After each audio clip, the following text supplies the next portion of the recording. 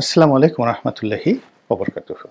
সম্মানিত দর্শক, বাংলাদেশের সঙ্গে এবং ভারতের যে সম্পর্ক, এটি কি অনিবার্য যুদ্ধের দিকে এগুচ্ছে, নাকি বাংলাদেশকে একটি ব্যর্থ রাষ্ট্র হিসেবে প্রতিষ্ঠিত করার জন্য ভারত জলে স্থলে অন্তরিক্ষে সর্বোচ্চ চেষ্টা চালিয়ে যাচ্ছে, নাকি বাংলাদেশের সঙ্গে আসলে একটা সম্পর্ক স্থাপন করার জন্য শেখ হাসিনাকে ঢাল হিসেবে ব্যবহার করে মূলত ইউনূস সরকার এবং আগামীতে যারা আসবে তাদের সঙ্গে একটি কৌশলগত সম্পর্ক স্থাপনের জন্য ভারত প্রাণত চেষ্টা চালাচ্ছে। এই বিষয়গুলো নিয়ে মূলত আজকে আলোচনা করব।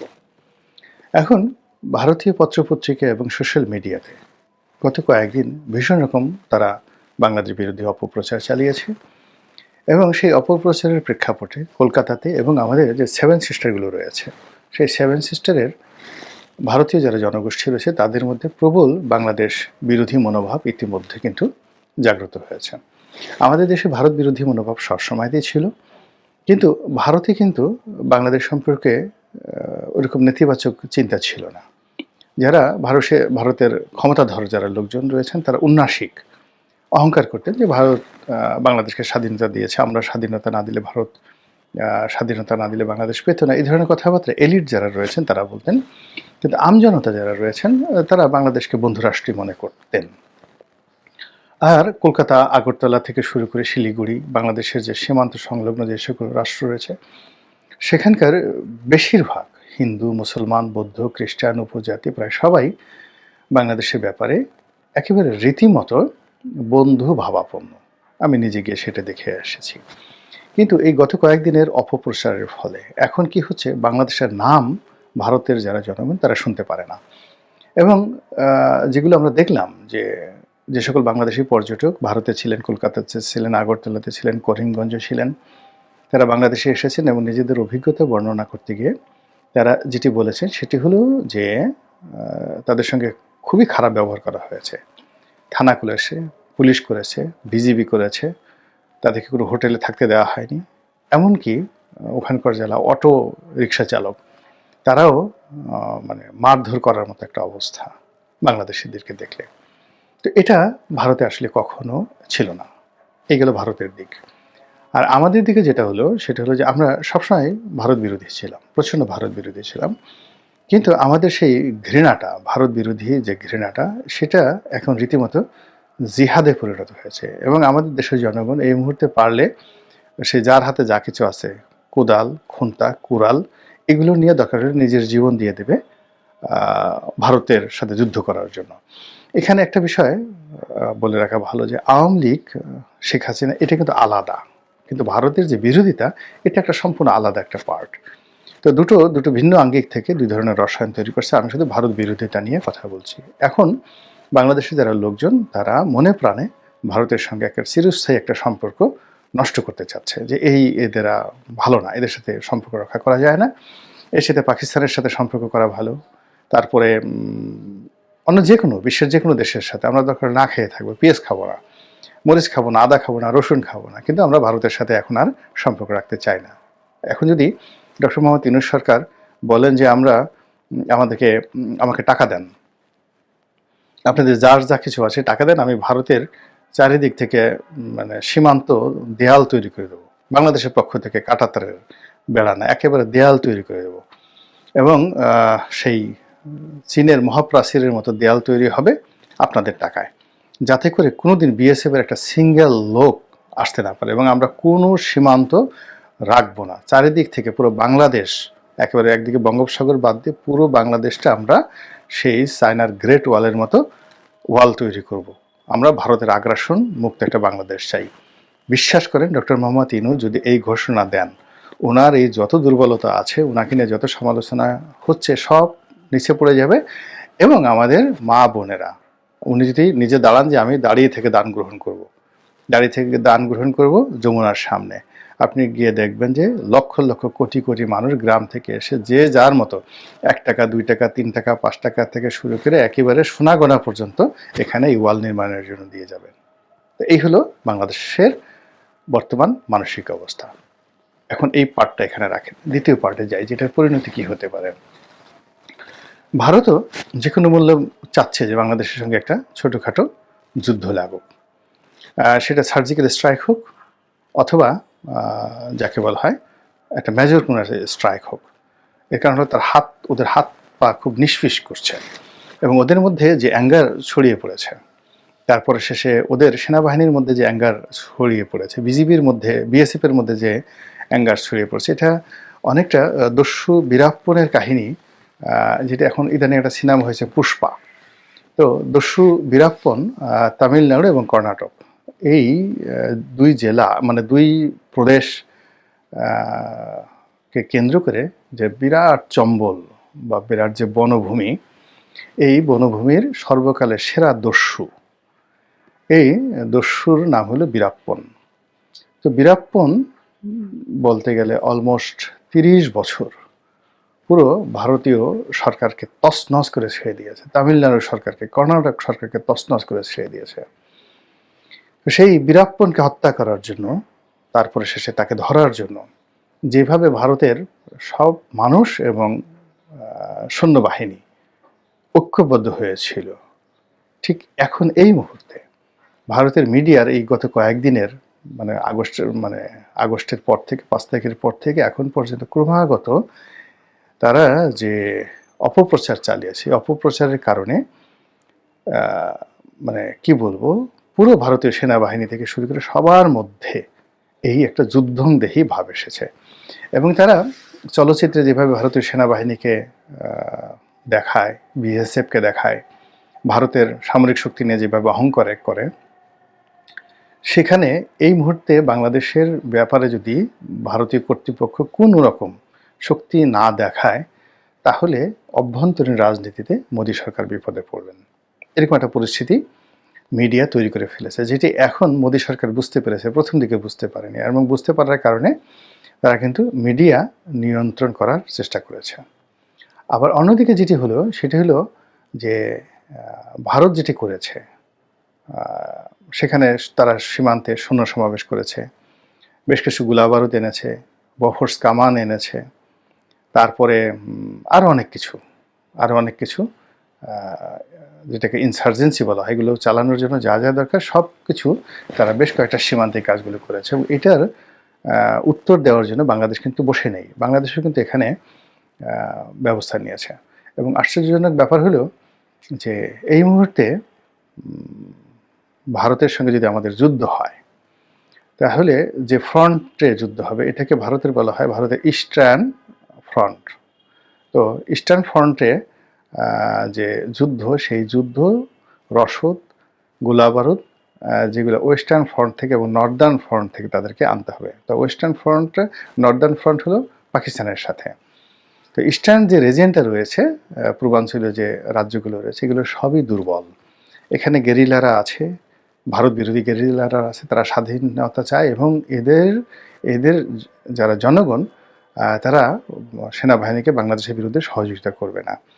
তো যার জন্য ইস্টার্ন কমান্ড যেটা আছে, সেই ইস্টার্ন কমান্ড নিয়ে মূলত বাংলাদেশের সাথে স্থল যুদ্ধে তারা কিছুতেই পারবে না।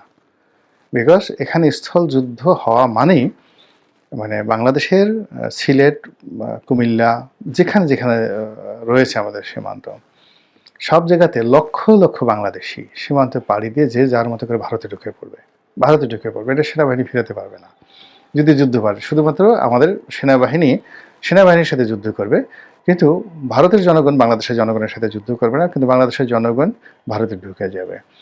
এবং এইরকম একটা পরিস্থিতি যে তৈরি হবে, এটা কিন্তু মমতা ব্যানার্জি ইদানিং বলছে যে বাংলাদেশের বিষয়টি নিয়ে তাড়াহুড়ো করা যাবে না। এর কারণ হলো, বাংলায় যদি আগুন লাগে তাহলে উড়িষ্যা রক্ষা পাবে না, ঝাড়খণ্ড রক্ষা পাবে না। মমতা ব্যানার্জি কিন্তু এই কথা বলেছেন। তো এই কারণে কি হলো, বাংলাদেশের মিলিটারি এই জিনিসটা বুঝে এবং তারাও সেখানে সৈন্য সমাবেশ করেছে। এবং ভারতীয় পত্রপত্রিকা যেটা এসছে সেটা হলো, বাংলাদেশের হাতে খুব অত্যাধুনিক ড্রোন রয়েছে, যেটা তুরস্ক থেকে আনা হয়েছে। 6টা না 8টার মতো ড্রোন আছে। এবং এই ড্রোনগুলো দিয়ে অতি সম্প্রতি আজারবাইজান এবং আর একটা রাষ্ট্র, আমার এই মুহূর্তে মনে আসছে না, সেখানে তারা যুদ্ধ করেছে। যুদ্ধ করার পরে যে ছোট রাষ্ট্রটি, তারা এই ড্রোন দিয়ে, বাংলাদেশের হাতে যে ড্রোন আছে সেই ড্রোন দিয়ে ছোট রাষ্ট্রটি, যারা কোনোদিন ওই বড় রাষ্ট্রটির সাথে পারেনি, তো তারা জয়লাভ করেছে। তো কাজেই এই যে ভারতীয় বাহিনীর বিরুদ্ধে বাংলাদেশ যদি ড্রোন হামলা চালায়, 6টা ড্রোন দিয়ে যদি হামলা চালায়, এই এন্টি ড্রোন মিসাইল যেটা দরকার, এই প্রযুক্তি ভারতের হাতে এখন নাই। তাদের আছে, কিন্তু এই ড্রোনের জন্য না। এটা 28,000 থেকে 30,000 ফুট উঁচু পর্যন্ত উঠতে পারে তুরস্কের এই ড্রোন। এবং এই ড্রোন পুরো ইউক্রেন যুদ্ধের হিসাব পাল্টে দিয়েছে। এবং ইরানের হাতে এই ড্রোন থাকার কারণে ইরানকে জমের মতো ভয় পায় ইসরায়েল। কাজে এই ড্রোন বাংলাদেশের হাতে আছে, এবং এই ড্রোন আরও অনেক ড্রোন আছে পাকিস্তানের হাতে। এবং পাকিস্তানের সাথে যেটা ভারতীয় পত্রপত্রিকা প্রচার করছে যে অতি সম্প্রতি পাকিস্তানের সাথে বাংলাদেশের একটা সামরিক চুক্তি হয়েছে, যে বাংলাদেশ যদি ভারত কর্তৃক আক্রমণ হয় তাহলে পাকিস্তান সাহায্য করবে। তাহলে সেক্ষেত্রে ওই যে ড্রোনগুলো, সেই ড্রোনগুলো যদি বাংলাদেশে আরও আসে, তাহলে এয়ার স্ট্রাইকের ক্ষেত্রে বাংলাদেশ বেটার পজিশনে থাকবে। বাংলাদেশ তো দিল্লি আক্রমণ করবে না, বাংলাদেশ ওখানে মানে ইস্টার্ন কমান্ডে যে সকল ক্যান্টনমেন্ট রয়েছে সেখানে এই ড্রোন দিয়ে যে আক্রমণ চালাবে, সেই আক্রমণ প্রতিহত করার মতো প্রযুক্তি ভারতের হাতে নেই, এটা বললে হবে না। এরপরে আর একটা ব্যাপার আছে, আমাদের কিছু ফাইটার, শেখ হাসিনাকে যতই খারাপ বলেন না কেন, সে চীন থেকে অনেকগুলো ফাইটার প্লেন এনেছে। MiG-29 অত্যাধুনিক জঙ্গি বিমান আমাদের আছে, MiG-29। এরপর পাকিস্তানের সাথে যে সম্পর্কের কারণে যদি আমরা এফ সিরিজের কিছু বিমান আমরা সহযোগিতা পেয়ে যাই, তাহলে এয়ার স্ট্রাইকে আমাদের কাছে শিশু। ভারতে যে বলে যে বিশ্বের মানে চতুর্থ বৃহত্তম বাহিনী ইত্যাদি ইত্যাদি ইত্যাদি ইত্যাদি, তো এইগুলো মানে দাঁড়িয়ে লেফট রাইট করতে পারবে যে আমাদের 12 লাখ সৈন্য আছে, বাংলাদেশে 2 লাখ আছে, আমাদের সাথে কি পারবে। কিন্তু নট লাইক দ্যাট। এখানে যে ভূমি, এখানে যে মানে যাকে বলা হয় সীমান্ত, এখানে মানে কি বলবো, ইফেক্টিভ আর্মি বলতে যেটা বোঝায়, এখনও ভারতীয় আর্মির সাথে পাকিস্তান আর্মি যুদ্ধের ময়দানে প্রমাণিতভাবে তারা দক্ষ। সেই বাহিনী বাংলাদেশে পরাজিত হয়েছে এবং 90,000 বাহিনী আত্মসমর্পণ করেছে। তো ডিসেম্বরের 2 তারিখে ভারতীয় ট্যাঙ্ক বাংলাদেশে ঢুকেছে। এর আগে সামান্য কিছু এয়ার স্ট্রাইক হয়েছে। তো কিন্তু মার্চ থেকে একেবারে ডিসেম্বর পর্যন্ত তো পুরো যুদ্ধটা তো মুক্তিবাহিনী করেছে। আমাদের দেশের লোক 303 রাইফেল দিয়ে করেছে, SLR দিয়ে করেছে, তারপর শেষে এই যে সামান্য গ্রেনেড দিয়ে করেছে, যেটা ভারত দিয়েছে। ভারত এগুলো পেয়েছে আবার রাশিয়া থেকে। তো এগুলো অসল মাল দিয়ে করেও আমরা কিন্তু পাকিস্তান সেনাবাহিনীকে, রাজাকারদেরকে, আলবদরকে আর শামসকে পরাজিত করেছি। তো কাজেই সেই ট্রেনিং, মানে সেই ট্রেনিং এখনও, মুক্তিযোদ্ধাদের ট্রেনিং এখনও আছে। সেনাবাহিনীতে এখন ধরেন 2 লক্ষ আছে, কিন্তু রিটায়ার্ড আর্ম ফোর্স যদি ধরেন, এদের সংখ্যা কত লাখ হবে? মোর দ্যান 10 লাখ আছে। তো এই 10 লাখ পুলিশ, আর্মি যাদের সামরিক প্রশিক্ষণ রয়েছে, অস্ত্র চালাতে জানে, যেটা 1971 সনে আমাদের ছিল না। এই 10 লাখ লোক যদি আরও 10 লাখ কেন 50 লাখ লোককে সামরিক ট্রেনিং দিতে চায়, যে পিস্তল চালানো, গুলি চালানো, এই জিনিসগুলো, জাস্ট 15 ডেজ একটা ট্রেনিং লাগবে। এই 15 দিন ট্রেনিংয়ের জন্য কিন্তু 1971 সনে ভারতে যেতে হয়েছে। এখন আমাদের সেটা যেতে হবে না। অর্থাৎ আমাদের 1 কোটি প্যারামিলিটারি তৈরি করতে 15 দিন সময় লাগবে, জাস্ট 15 ডেজ সময় লাগবে। তো কাজেই বাংলাদেশের এই 18 কোটি মানুষ, তার সঙ্গে এই সশস্ত্র বাহিনীর 2 কোটি সদস্য, তার সাথে যদি 1 কোটি সেই সাধারণ জনতা, তারা যদি অস্ত্র পায় এবং যুদ্ধের ময়দানের নামে, তাহলে এই যে ভারতীয় পত্রপত্রিকা যেটা বলছে যে বাংলাদেশ 7 সিস্টারের জন্য হুমকি স্বরূপ, এটা হুমকি না। 7 সিস্টার দখল করাটা আসলে আমাদের জন্য খুব বেশি কঠিন হবে না। তো এই জন্য কি হচ্ছে, ভারত কিন্তু রাতারাতি তাদের সুর পাল্টে ফেলেছে। তারা এখন কূটনৈতিক সলিউশনের জন্য, আজকে আমি যে ভিডিওটি করছি, আজকের দিনে ভারতের যে পররাষ্ট্র সচিব তিনি বাংলাদেশে এসেছেন, আমি সাধুবাদ জানাই যেটির একটি শান্তিপূর্ণ নিষ্পত্তি হোক। কিন্তু এটিকে কালক্ষেপণের বা কৌশলের বা বাংলাদেশের সঙ্গে চাণক্য নীতি প্রয়োগ করার জন্য যদি ভারত করে থাকে, তাহলে কিন্তু ভারতের কপালে দুর্ভোগ আছে। এর কারণ হলো, আমি গত রাতে ভারতের কয়েকটা মিডিয়ার যাকে বলা হয় পর্যালোচনা দেখলাম, এবং তারা ভীষণ রকম হতাশ।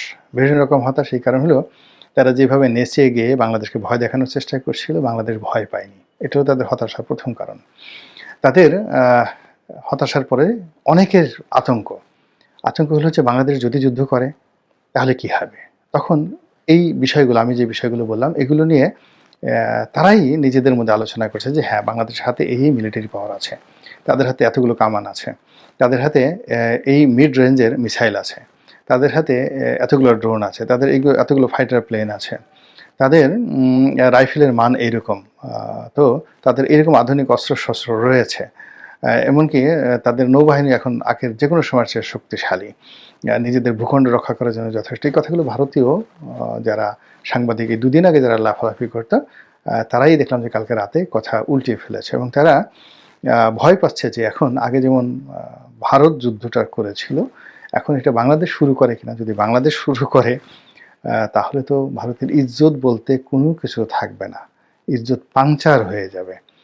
তো এই যে হতাশাটা, এটা আমি গত রাত থেকে দেখলাম এবং দেখার পর আমার এত ভালো লাগলো, যার কারণে আজকের এই ভিডিও করলাম। এবং এখানে এই যে শিরোনামটা দিয়েছে, এটা কিন্তু পুরনো শিরোনাম। মানে একটা সময় এই যে বলতো যে আমরা ২ ভাগ করব বাংলাদেশকে, একটা হলো বাংলা স্থান হবে, তারপরে আরেকটা হবে অমুক অমুক স্থান, চট্টগ্রামকে এইভাবে চিকেন নেক কেটে নিয়ে যাব, ওইভাবে শিলিগুড়ি করিডোর কেটে নিয়ে যাব, ২ ভাগ।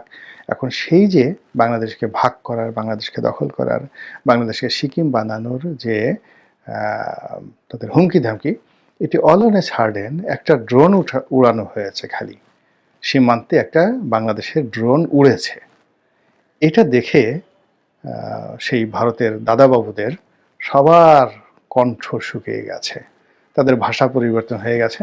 তারা এখন বাংলাদেশের সঙ্গে বন্ধুত্ব করতে চায়, বাংলাদেশের সঙ্গে সমঝোতা করতে চায় এবং ইউনূস সরকারকে তোয়াজ এবং তদবির করতে চায় এবং যে কোনো মূল্যে বাংলাদেশের সঙ্গে ব্যবসা বাণিজ্য, ট্রেড অ্যান্ড কমার্স যে রুটটা রয়েছে সেটা চালু রাখতে চায়। তো দেখা যাক, আমরা তো প্রতিবেশী পরিবর্তন করতে পারবো না। যদি ভারত নাকে খত দিয়ে সমতার ভিত্তিতে আমাদের সঙ্গে বন্ধুত্ব করতে চায়, জনগণ টু জনগণ, রাষ্ট্র টু রাষ্ট্র, রাষ্ট্রের সঙ্গে রাষ্ট্রের, জনগণের সঙ্গে জনগণের, এরকম ভিত্তিতে যদি একটি সম্পর্ক স্থাপন করতে চায়, অবশ্যই আমরা স্বাগত জানাবো। আল্লাহ আমাদের সবাইকে হেদায়েত দান করুন এবং হেফাজত করুন। আসসালামু আলাইকুম ওয়া রাহমাতুল্লাহি ওয়া বারাকাতুহু।